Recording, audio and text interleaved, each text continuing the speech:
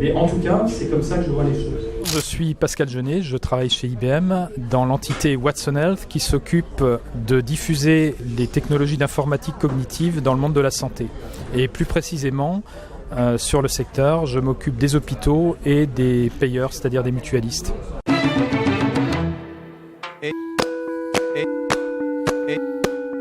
Alors le bilan, effectivement, on l'a fait. Comme je l'ai dit dans les échanges, Watson est au boulot, dans des banques, dans des assurances, etc. Donc ça fonctionne.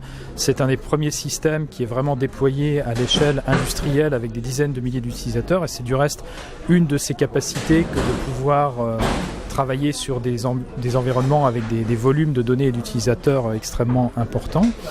Par rapport aux critiques qu'on a essuyées, il est assez probable que certaines personnes n'avaient pas exactement compris de quoi il s'agissait et avaient des attentes disproportionnées.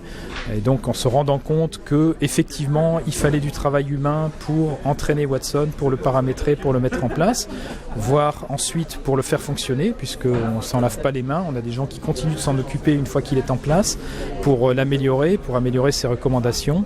Et bien ces gens-là ont pu effectivement être déçus.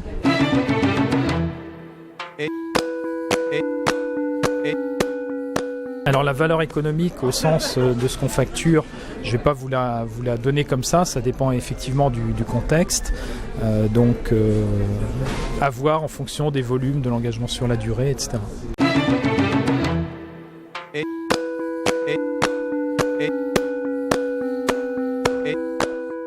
Par rapport au droit, l'intelligence artificielle pose effectivement beaucoup de questions. Là, j'invite tout le monde à garder le bon sens indiquant que si des machines commencent à avoir plus de droits que des êtres humains, on est très probablement parti dans un sens aberrant.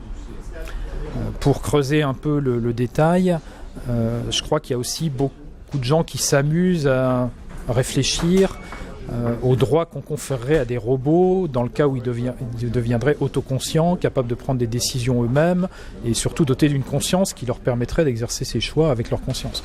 On n'en est absolument pas là. Aujourd'hui, les intelligences artificielles font des choses limitées, répondent à des objectifs précis qui sont donnés par des êtres humains qui veulent résoudre un problème précis.